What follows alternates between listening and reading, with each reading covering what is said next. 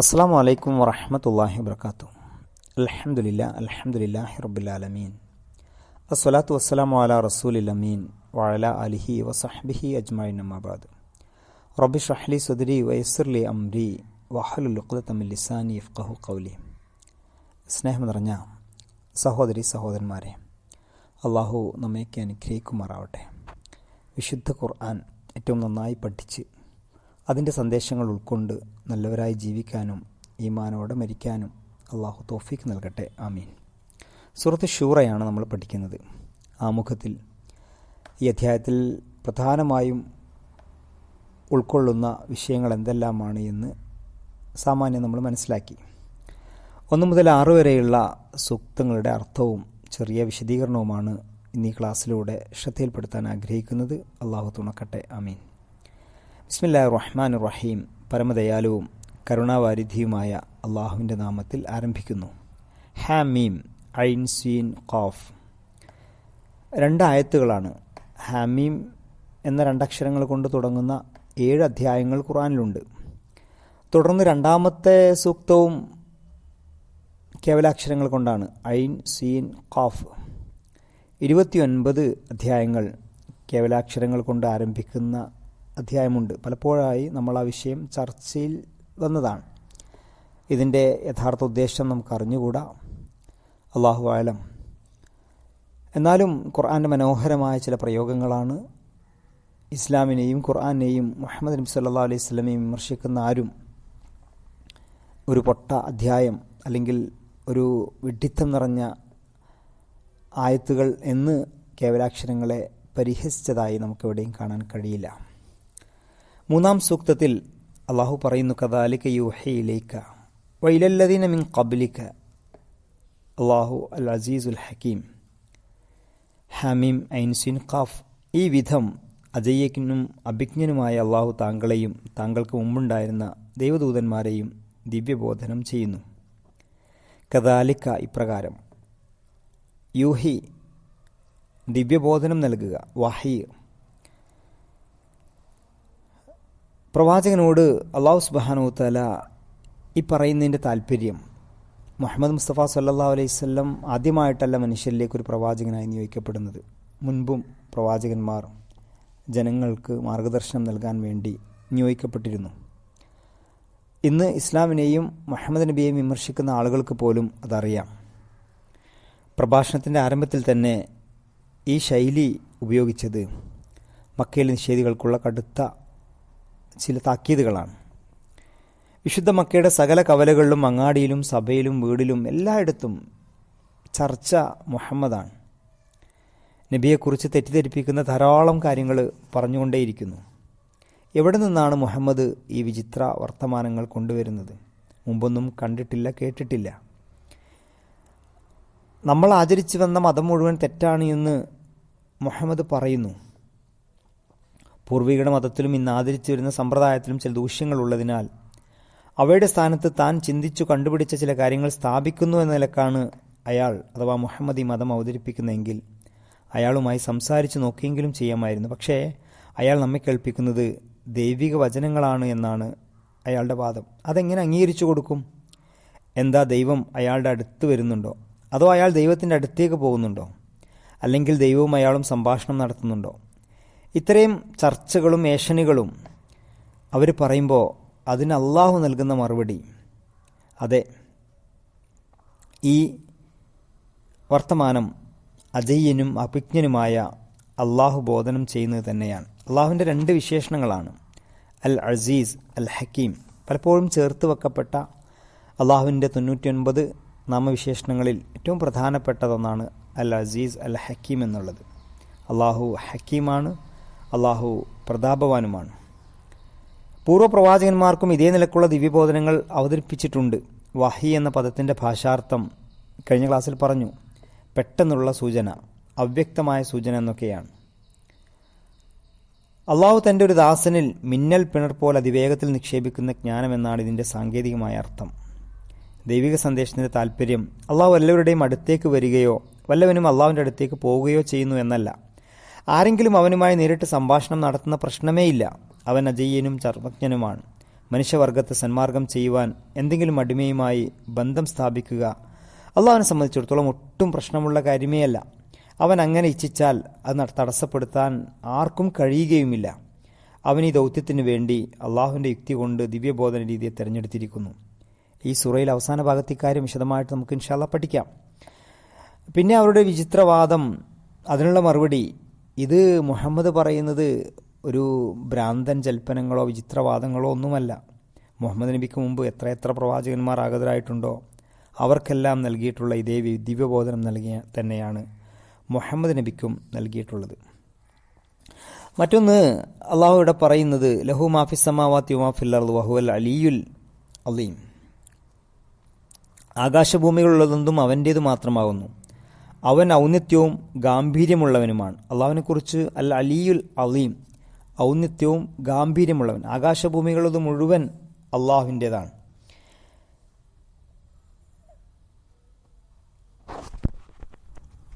ഇവിടെ നിങ്ങൾ ആലോചിച്ച് നോക്കുക, എന്തുകൊണ്ടാണ് മുഹമ്മദ് നബിയെ അവർ തള്ളിക്കളഞ്ഞത്? ലളിതമാണ് മറുപടി. തങ്ങളുടെ വിശ്വാസങ്ങളെയും ആചാരങ്ങളെയും മുഹമ്മദ് കളവാക്കുന്നു. അഥവാ ഞങ്ങൾ പുണ്യാത്മാക്കളായി ഞങ്ങളുടെ ജീവിതത്തിൽ വലിയ സ്വാധീനം ചെലുത്തുമെന്ന് വിശ്വസിക്കുന്ന പലതിനെയും കൈയൊഴിയണമെന്ന് മുഹമ്മദ് പറയുന്നു. നിങ്ങളുടെ ജീവിതം മുഴുവൻ അള്ളാഹുവിന് സമർപ്പിക്കണം. അതെങ്ങനെ സാധ്യമാകും?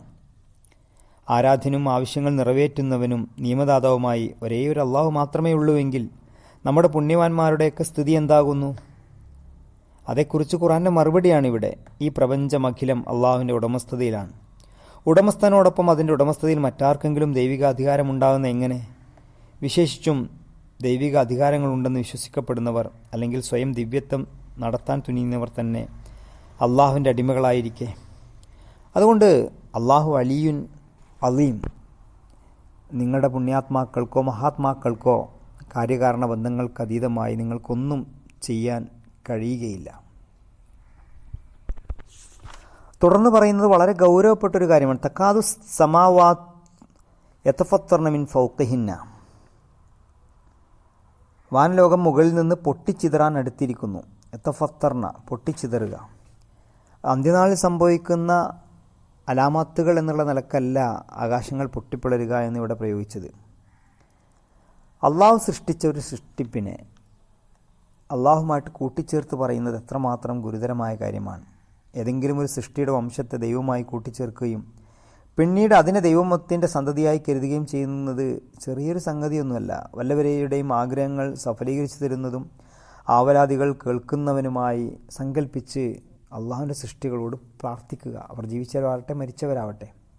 ഏതെങ്കിലും പുണ്യവാളനെ മുഴു ലോകത്തിൻ്റെയും കൈകാര്യകർത്താക്കനായി കരുതിക്കൊണ്ട് ഞങ്ങളുടെ പുണ്യവാളൻ എപ്പോഴും എവിടെയും ആരുടെയും പ്രാർത്ഥനകൾ കേൾക്കുകയും സഹായം എത്തിച്ചവരുടെ കാര്യങ്ങൾ സുഗമമായി കൊടുക്കുകയും ചെയ്യുന്നുവെന്ന് വിശ്വസിക്കുക. അങ്ങനെ അത് പരസ്യപ്പെടുത്തുക. ഇങ്ങനെ നമ്മൾ ഇന്ന് ജീവിക്കുന്ന ലോകത്തും ധാരാളം ഇത്തരം വിശ്വാസങ്ങളുണ്ട്. ഇതെത്രമാത്രം ഗുരുതരമായ കാര്യമാണ്. ആകാശം പൊട്ടിപ്പിളരുമാറ് അങ്ങേയറ്റം ഗുരുതരമായ തെറ്റാണ് നിങ്ങൾ ചെയ്യുന്നത്. മുസ്ലിം സമൂഹത്തിനിടയിലും മരിച്ചു കഴിഞ്ഞ ആളുകൾ, അവരുടെ നേർച്ചകൾ, ഉറൂസുകൾ, ഇങ്ങനെയുള്ള പ്രാർത്ഥനകൾ കാര്യകാരണ ബന്ധങ്ങൾക്ക് അതീതമായിട്ട് അവർക്ക് നമ്മെ സഹായിക്കാൻ കഴിയുമെന്നാണ്. CM മടവൂർ അത്ഭുതവും തോന്നും, അതോടൊപ്പം പരിഹാസവും ചിരിയുമൊക്കെ നമുക്ക് വരും ചില സിദ്ധികൾ പറയുന്നത് കേട്ടാൽ. അതിനെക്കുറിച്ചും അതിനെപ്പറ്റി വിശ്വസിക്കാനും ധാരാളം ആളുകൾ. ഈ അടുത്ത് ഒരാൾ ഒരു പ്രസംഗത്തിൽ പറയുന്നുണ്ട്, പെട്രോൾ തീർന്നു പോയി, അങ്ങനെ വണ്ടി ടയറോ ഒക്കെയാണോ എങ്കിൽ പൊയ്ക്കോ എന്ന് CM പറഞ്ഞു. 8 കിലോമീറ്ററോളം പോയി. പിന്നീട് ഒരു പമ്പ് കണ്ടപ്പോൾ അടിച്ചു എന്നാണ്. പമ്പ് കണ്ടില്ലെങ്കിൽ ഇനിയും കുറേ ദൂരം പെട്രോൾ ഇല്ലാതെ വണ്ടി ഓടുമായിരുന്നു. അതൊക്കെ വിശ്വസിക്കാനും കേൾക്കാനുമൊക്കെ ധാരാളം ആളുകളുണ്ട് എന്ന് നമ്മൾ മനസ്സിലാക്കുക. പ്രിയമുള്ളവരെ, കാര്യകാരണ ബന്ധങ്ങൾക്ക് അതീതമായി പരമാധികാരം അള്ളാഹുവിന് മാത്രമാണ്. നമുക്കൊരു പേന വേണം, പേന കൈവശമുള്ള ഒരാൾ നമുക്കൊരു പേന തരുന്നു, അത് നമുക്ക് ബോധ്യപ്പെടുന്നൊരു സഹായമാണ്. കുടിക്കാൻ ദാഹമുണ്ട്, കയ്യിലൊരാളുടെ കയ്യിൽ വെള്ളമുണ്ട്, ഒരു ഗ്ലാസ് വെള്ളം തരുമെന്ന് ചോദിക്കുമ്പോൾ അയാൾ വെള്ളം തരുന്നു. ഇതൊക്കെ അതിനപ്പുറത്തേക്ക് നമ്മൾ വിശ്വസിക്കുന്ന ശക്തിക്ക്, പുണ്യാത്മാക്കൾക്ക്, ജീവിച്ചിരിക്കുന്നവർക്ക്, മരണപ്പെട്ടവർക്ക്, മക്ബറയിലെ ഔലിയാക്കൾക്ക് നമ്മുടെ അസുഖങ്ങൾ ഭേദമാക്കാനും ജീവിതത്തിൻ്റെ കഷ്ടപ്പാടുകൾ നീക്കാനും രോഗം ശിഫയാക്കുവാനും ഇങ്ങനെ തുടങ്ങി അബദ്ധമായ വിശ്വാസങ്ങൾ എത്രമാത്രം ഗുരുതരമായതാണ് എന്ന് അള്ളാഹുവിടെ സൂചിപ്പിക്കുന്നു. തുടർന്ന് പറയുന്നത് മലക്കുകൾ ഇത്തരം ആളുകൾക്ക് വേണ്ടി പ്രാർത്ഥിക്കുന്നു എന്നാണ്. വൽ മലായികത്തു യുസബ്ബിഹൂന ബിഹംദി റബ്ബിഹിം വയസ്തഗ്ഫിറൂന ലിമൻ ഫിൽ അർള്. മലക്കുകൾ അള്ളാഹുവിൻ്റെ കൽപ്പനകൾ പൂർണ്ണമായി അനുസരിക്കുകയും അള്ളാഹുവിനെ സ്തുതിക്കുകയും വാഴ്ത്തുകയും ചെയ്യുന്നവരാണ്. അതോടൊപ്പം മനുഷ്യരുടെ ഇത്തരം ജൽപ്പനങ്ങൾ കേട്ട് മലക്കുകൾ ചെവിയിൽ വിരൽ തിരുകുകയാണ്. അവർ കരുതുന്നു, സയ്യിദ് മൗദൂദ് സാഹിബ് അത് മനോഹരമായിട്ട് വിശദീകരിക്കുന്നുണ്ട്, നമ്മുടെ നാഥൻ്റെ അവസ്ഥയെക്കുറിച്ച് എന്തെല്ലാം വിഡ്ഢിത്തരങ്ങളാണ് ഇവർ പറയുന്നത്. ഭൂമിയിലെ ഈ പടപ്പുകൾ എന്തൊരു ധിക്കാരമാണ്, അഹങ്കാരമാണ്. മലക്കൾ പറയുന്നു, സുബ്ഹാനല്ലാഹ്, സർവ്വലോകനാഥൻ്റെ ദിവ്യത്വത്തിലും അധികാരത്തിലും പങ്കാളിയാകാൻ ആർക്കാണ് കഴിയുക? നമ്മോടും മറ്റെല്ലാ സൃഷ്ടികളോടും നന്മ ചെയ്യുന്നവനായ അള്ളാഹു അല്ലാതെ സ്തുതിക്കപ്പെടാനും നന്ദി കാണിക്കപ്പെടാനും മറ്റാരാണുള്ളത്? കൂടാതെ അള്ളാഹുവിൻ്റെ കോപം സദാ വർദ്ധിച്ചുകൊണ്ടിരിക്കുന്ന ഭയങ്കരമായ കുറ്റമാണ് ഇവർ ചെയ്യുന്നത്. ഇതവർ മനസ്സിലാക്കുന്നില്ല. അവർ മനസ്സിലാക്കുന്നത് ഇങ്ങനെയാണ്, തങ്ങളോട് തന്നെയും ദൈവത്തോടും കൃതജ്ഞത കാണിക്കുന്ന ഈ മനുഷ്യർ തങ്ങൾ വിശ്വസിക്കുന്നവരിൽ അമിതമായ പ്രതീക്ഷ വെച്ച് പുലർത്തുന്നു. ആ ജനത്തിന് മേൽ ഇപ്പോൾ തന്നെ ശിക്ഷ ഇറക്കരുതെന്നും അവർ പുനരാലോചിക്കാനും സത്യത്തിലേക്ക് മടങ്ങാനും കുറച്ചുകൂടി അവസരം നൽകണമേ എന്ന് അവർ അള്ളാഹുവോട് അപേക്ഷിച്ചുകൊണ്ടേയിരിക്കുന്നു. അലാ ഇന്നല്ലാഹുൽ ഗഫൂർ റഹീം. അള്ളാഹു പറയുന്നു, അറിയുക, അള്ളാഹു അങ്ങേയറ്റം പാപങ്ങൾ പൊറുക്കുന്നവനും കാരുണ്യവാനുമാണ്. അള്ളാഹു മാപ്പറുള്ളവനും കനിവേകുന്നവനും തന്നെയാണ്. അഥവാ മനുഷ്യർ ചെയ്യുന്ന ഈ തെറ്റിന് പെട്ടെന്ന് ശിക്ഷിക്കുകയാണെങ്കിൽ ഒരാളും ഭൂമിയിൽ ഉണ്ടാവുകയില്ല. അനേക കാലങ്ങളോളം നിങ്ങൾക്ക് അവസരം നൽകുന്നത് അള്ളാഹുവിൻ്റെ കാരുണ്യം കൊണ്ട് മാത്രമാണ്.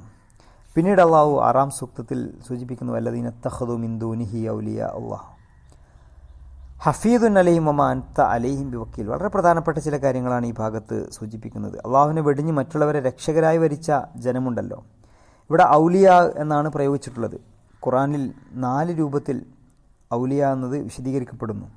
ഒന്ന്, ആളുകൾ ആരുടെ വാക്കനുസരിച്ച് നടക്കുന്നുവോ അവൻ, ആരുടെ നിർദ്ദേശങ്ങളനുസരിച്ച് പ്രവർത്തിക്കുന്നുവോ അവൻ, ആരുടെ രീതികളും ആചാരങ്ങളും നിയമങ്ങളും വ്യവസ്ഥകളും പിന്തുടരുന്നുവോ അവനാണ് ഔലിയ.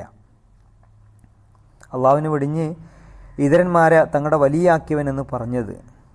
രണ്ടാമത്തേത്, മനുഷ്യൻ ആരുടെ മാർഗദർശനത്തെ അവലംബിക്കുകയും സൽവഴി കാണിക്കുന്നവനും അബദ്ധങ്ങളിൽ നിന്ന് രക്ഷിക്കുന്നവനുമാണെന്ന് വിശ്വസിക്കുകയും ചെയ്യുന്നുവോ അവൻ.